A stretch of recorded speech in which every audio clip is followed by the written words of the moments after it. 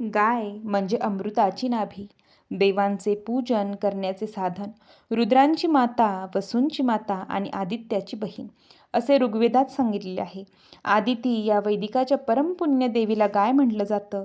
देवांना गोजात म्हटलं जातं. गाय प्रत्यक्ष आदिती आहे म्हणून ती अवध्य आहे असे आवर्जून सांगितले जाते.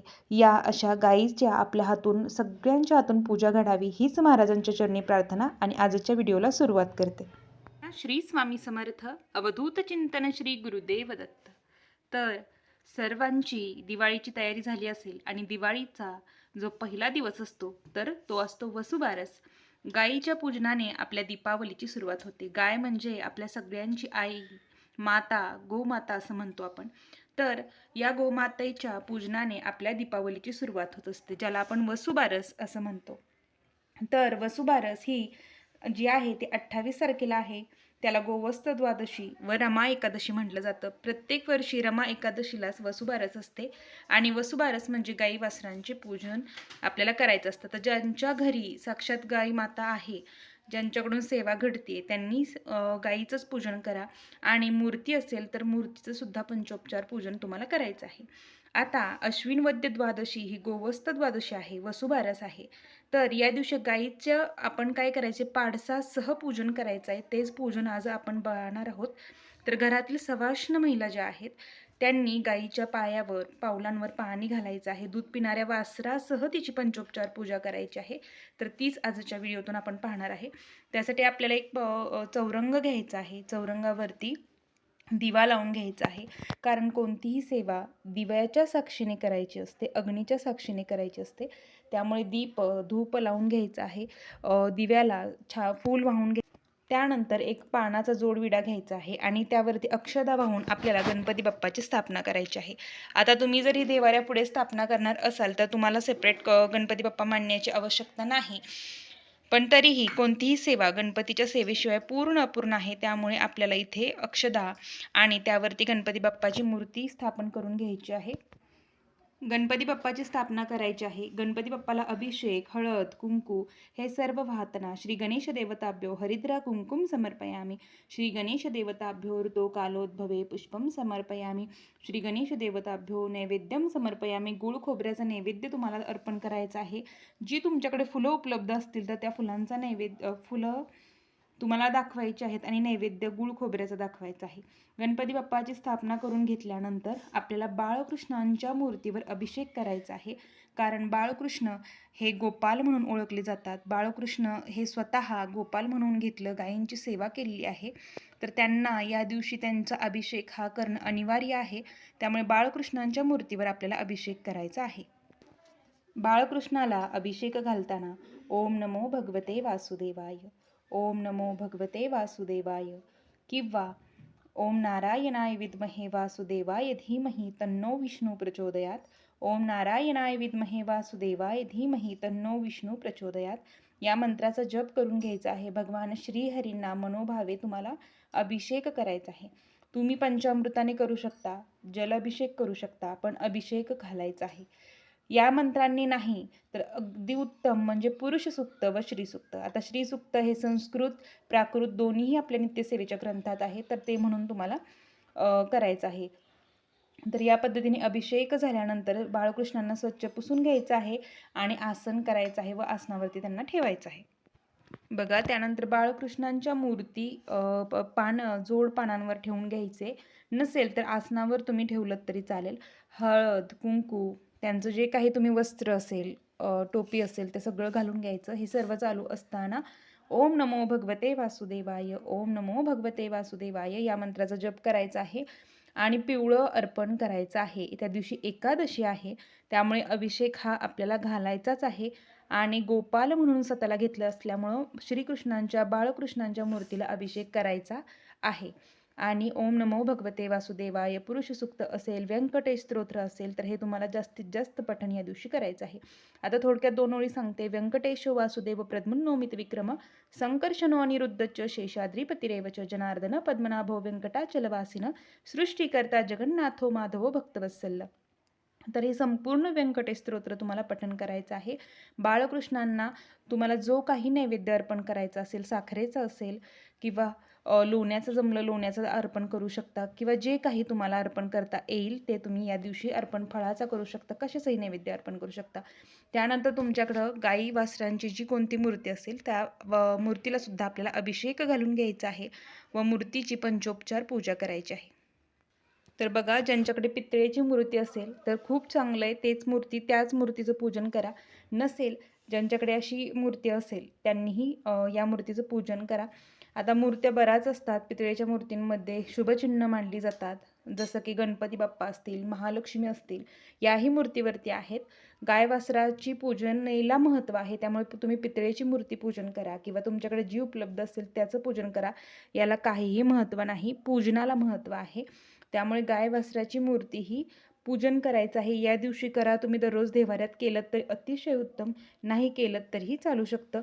आपण दररोज गाय वासराची पूजा का करतो, तर आईच्या पोटात 33 कोटी देव असतात. त्यामुळे आपण जे कोणी पूजन करत नसतील त्यांनी या दिवसापासून जरूर गाय वासरांच्या मूर्तीचं पूजनाला सुरुवात करा.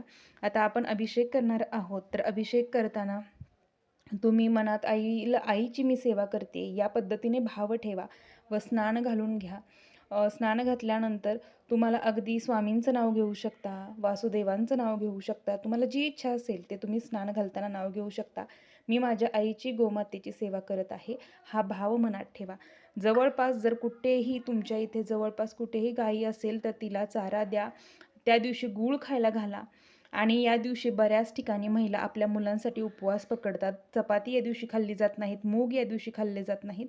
या दिवशी बाजरीची भाकरी व गवारीचे नैवेद्य खाऊन अश्विन वद्य द्वादशी म्हणजे गोवस्त द्वादशी किंवा याला आपण वसुबारस, याच दिवशी असते रमा एकादशी.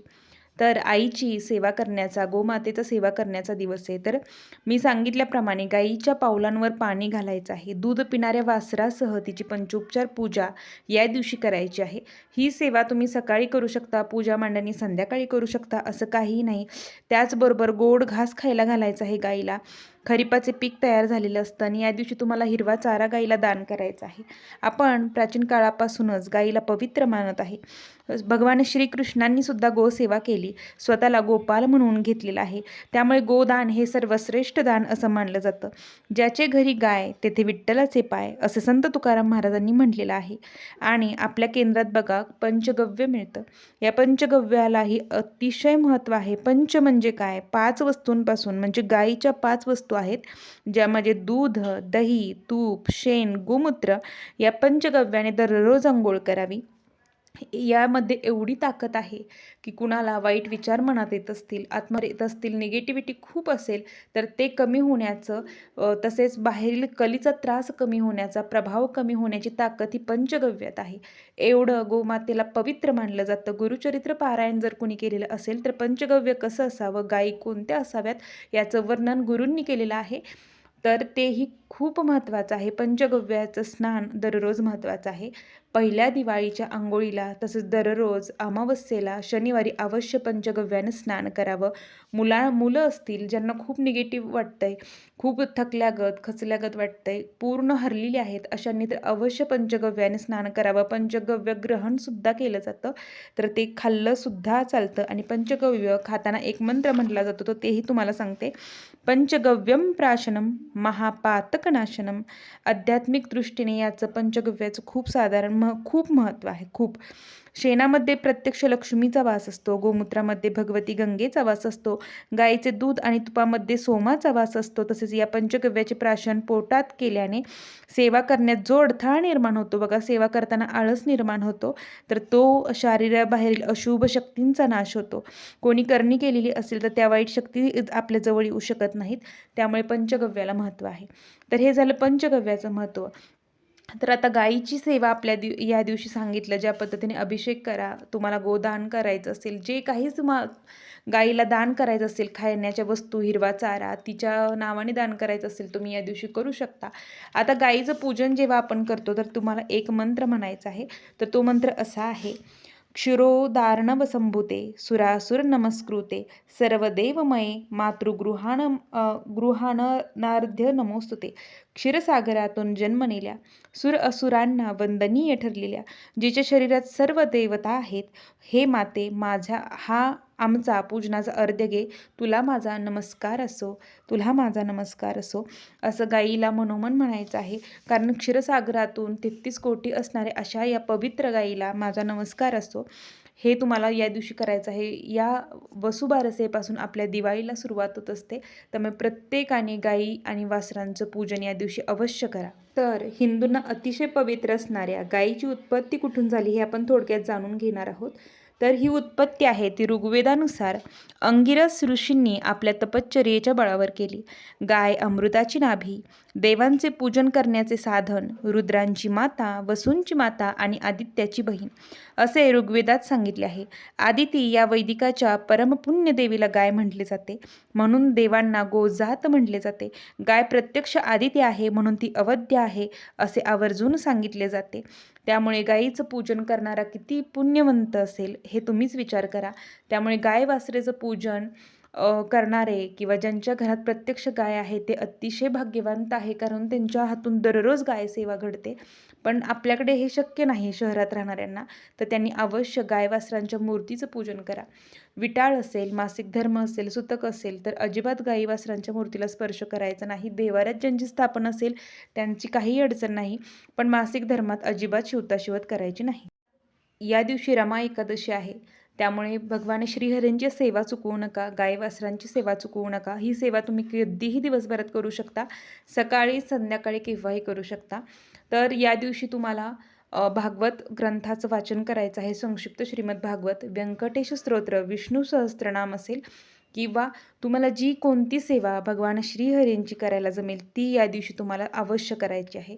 तर अवश्य गोवत्स द्वादशी साजरी करा, गायीचं रक्षण, गायीची सेवा करा. तर झालेली सेवा महाराजांच्या चरणी मी रुजू करते. सर्वांना श्री स्वामी समर्थ. अवधूत चिंतन श्री गुरुदेव दत्त. माहिती आवडत असल्यास व्हिडिओला लाईक, शेअर आणि सबस्क्राईब करा. धन्यवाद. पुन्हा भेटूया एक नवीन माहितीसोबत, नवीन विषयासोबत आणि स्वामींच्या सेवेसोबत. तोपर्यंत सर्वांना श्री स्वामी समर्थ.